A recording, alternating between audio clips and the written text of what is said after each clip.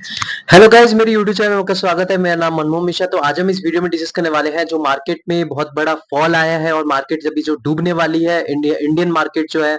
तो mutual fund कहां तक डूबेगी और क्या होने के चांसेस है और किस लिए ये हो रहे हैं, तो हम इस वीडियो में डिस्कस करने वाले हैं। तो मेरे चैनल को सब्सक्राइब जरूर कर दीजिएगा। मैं शुरू आता था, शुरू करते हैं।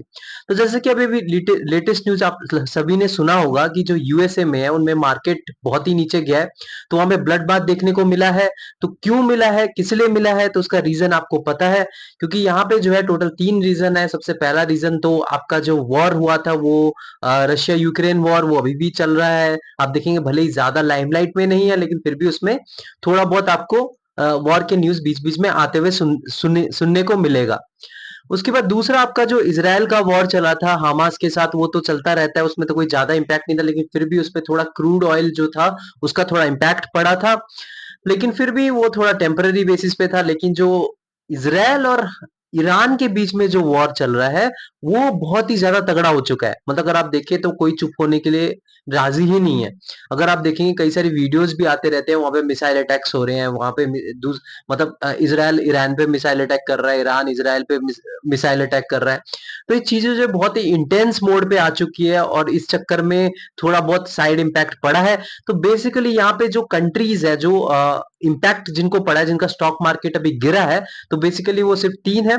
अगर आप पहला जो आप बताएंगे वो है आपका यूनाइटेड स्टेट, और दूसरा आपका मिडिल ईस्ट कंट्रीज जितनी भी है, इस्लामिक कंट्रीज जो बीच में है। उसके बाद आपका जो इम्पैक्ट पड़ा है वो आपका जापान। तो बेसिकली अगर बात करें तो यूएसए का, तो अगर आप हाल अगर यूरोपियन कंट्रीज की बात करें तो उनमें अभी बहुत सारे प्रॉब्लम्स फेस करने को पड़ उनको देखने को मिली है। जैसे कि उनका भी महंगाई बहुत ज्यादा बढ़ गई थी, इन्फ्लेशन बढ़ गया था, और उनका जो स्टॉक प्राइस इससे भी थोड़ा कम हो गया था, और वहां पे अनएम्प्लॉयमेंट ज्यादा बढ़ गया था। तो उसका इम्पैक्ट अभी भी थोड़ा बहुत आपको देखने को मिलेगा। भले ही थोड़ा बहुत आपको रिकवरी शॉर्ट टाइम के लिए दिखी थी, लेकिन फिर भी वो भी नीचे गया है। उसके बाद आपके दिमाग में ये आता हुआ कि अभी इस्लामिक कंट्रीज जो मतलब मिडिल ईस्ट कंट्रीज है उनमें क्या क्या प्रॉब्लम आ रहा है। तो उनमें प्रॉब्लम जो आएगा वो बेसिकली ऑयल रिलेटेड ही है। क्योंकि ऑयल देखिए, आप बोले कि यार ऑयल तो एक छोटा सा सेक्टर है, उसमें कैसे पूरे स्टॉक मार्केट को बड़ा इम्पैक्ट पड़ रहा है।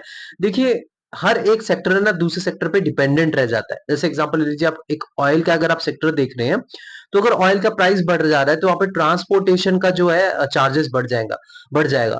और ट्रांसपोर्टेशन का चार्ज बढ़ रहा है तो बाद में फिर उसका इनडायरेक्टली इंफ्रास्ट्रक्चर का भी जो कॉस्ट है वो बढ़ जाएगा। क्योंकि देखिए, आप ऑयल का रेट बढ़ रहा है, ऑयल आपका यूज करते हैं ट्रांसपोर्टेशन में। ट्रांसपोर्टेशन अगर आपका बढ़ रहा है तो वहां पे आपका ट्रांसपोर्टेशन चार्ज भी बढ़ जाएगा। तो फिर आपका इंफ्रास्ट्रक्चर, मतलब वहां से आप चीजें जो एक जगह से दूसरी जगह पे ले रहे हैं ताकि आप कुछ कंस्ट्रक्ट कर सकते हो, तो वहां पे भी उसका भी प्राइस बढ़ जाएगा। तो चीजें जो है मतलब सारे एक दूसरे से इंटरलिंक्ड है, इंटरकनेक्टेड है। तो ये जो चीजें हैं अभी बहुत फेस करने को पड़ रहा है। अब आप सोच रहे हो कि ये तो चलो आपने बता दिया, इसका क्या नाम है, यूरोपियन कंट्रीज जैसे यूएसए का बता दिया और फिर अभी मिडिल ईस्ट का बता दिया। अब जापान में क्या इश्यू चल रहा है? तो जापान में बेसिकली एक बड़ा इश्यू चल रहा है कि वहां पे जो इंटरेस्ट रेट है वो एकदम लगभग 0% या 1% ज्यादा से ज्यादा ऐसे कुछ दे रहे थे, मतलब इंटरेस्ट रेट बिल्कुल भी जीरो था। लेकिन फिर क्या हुआ कि वहां पे फिर लोन बहुत पॉपुलर हुआ, क्योंकि लोन में इंटरेस्ट रेट बहुत कम दे के आप लोन ले सकते थे। तो लोग सोचते थे कि यार इससे अच्छा तो ज्यादातर लोन है, क्योंकि बैंक में तो वैसे भी इंटरेस्ट कम मिलता है। क्योंकि मैं आपको हर एक वीडियो में बताता हूँ, पुराने वीडियोस में बता रखे हैं, जो डेवलप्ड नेशन है, जो थोड़ा बहुत डेवलप्ड की तरफ आ चुके हैं जो नेशंस है, उसमें अगर आप बैंक में अगर पैसे रखोगे तो आपका जो इंटरेस्ट मिलेगा वो 1% मिलेगा। लेकिन अगर आप इंडिया में देखेंगे तो वहां पे भी 7 से 8% मिल जाता है, क्योंकि अभी ये डेवलपिंग नेशन है। लेकिन अगर आप फॉरेन कंट्रीज में देखोगे, कुछ कुछ नेशंस में जो ऑलरेडी डेवलप्ड है, जो डेवलप्ड में के करीब करीब आ चुके हैं, तो उस उनके में जो अगर देखेंगे तो वो ज्यादातर इन्वेस्टमेंट की तरफ ही जाते हैं। अगर वो पैसा बैंक में रख दे, सेविंग अकाउंट में रख दे या एफडी कर दे, तो उनको 1% या 2% तक का ही रिटर्न मिलता है, जो कि इन्फ्लेशन बीटिंग रिटर्न भी नहीं होता। तो इसीलिए वो ज्यादातर उस तरफ जाते नहीं। तो यहाँ पे जो जापान में यही इशू आया है कि जो लोन उन्होंने ज्यादा ले लिया और अचानक से क्या कहते हैं, उनका इंटरेस्ट रेट बढ़ा दिया बाद में। तो इंटरेस्ट रेट जब बढ़ा दिया तो उसमें क्या हो गया, उनकी थोड़ी बहुत इकोनॉमिक में इम्पैक्ट पड़ा है, और वहां पे स्टॉक मार्केट में क्रैश दिखा है। तो अब इंडिया में कैसे इम्पैक्ट, इंडिया में अगर आप देखें तो आज के दिन या फिर फ्राइडे के दिन आपको ज्यादा इम्पैक्ट दिखा नहीं होगा। लेकिन हाँ, इम्पैक्ट पड़ेगा, डेफिनेटली पड़ेगा, क्योंकि हुआ क्या है कि मतलब सारे एक दूसरे से इंटरलिंक्ड होते हैं, इंटरकनेक्टेड होते हैं। रीजन मैं आपको बता दूं, जैसे आप कोई भी सेक्टर उठा लीजिए, अब आईटी कंपनीज उठा लीजिए, जैसे आपका टीसीएस हो गया, आपका इन्फोसिस हो गया, विप्रो हो गया, जितने भी आईटी कंपनीज टेक्नोलॉजी सेक्टर है, वो फुल्ली डिपेंडेंट होता है आपके फॉरेन क्लाइंट्स पे, क्योंकि आपका जो प्रोजेक्ट आता है वो सारा ही यूएसए से आता है, ब्रिटेन से आता है, जापान से आता है, मतलब आपके जितने भी फॉरेन कंट्रीज से ज्यादातर क्लाइंट ही होते हैं। तो वहां से अगर आपका पैसा आ रहा है तो सारा प्रोजेक्ट जो है वहां पे थोड़ा बहुत बंद हो जाएगा, क्योंकि यहाँ पे पैसे की कंस्ट्रेंट आ जाएगी, पैसे में प्रॉब्लम आ जाएगी।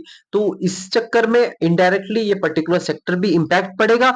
उसके अलावा भी दूसरे सेक्टर्स में भी इंपैक्ट पड़ेगा, क्योंकि जो इंडिया में जो कंपनीज होती है उनके मैक्सिमम सिर्फ आईटी सेक्टर नहीं, और भी कई सारी कंपनीज होती है, वो थोड़ा डिपेंडेंट रहती है फॉरेन गुड्स पे। तो फॉरेन के ऊपर अगर आप डिपेंडेंसीज है जिस सेक्टर में, तो डेफिनेटली वहां पे आपको थोड़ा बहुत गिरावट मिलेगा। तो ओवरऑल आपको थोड़ा बहुत गिरावट देखने को मिलेगा इंडियन उसमें। तो आपको करना क्या चाहिए?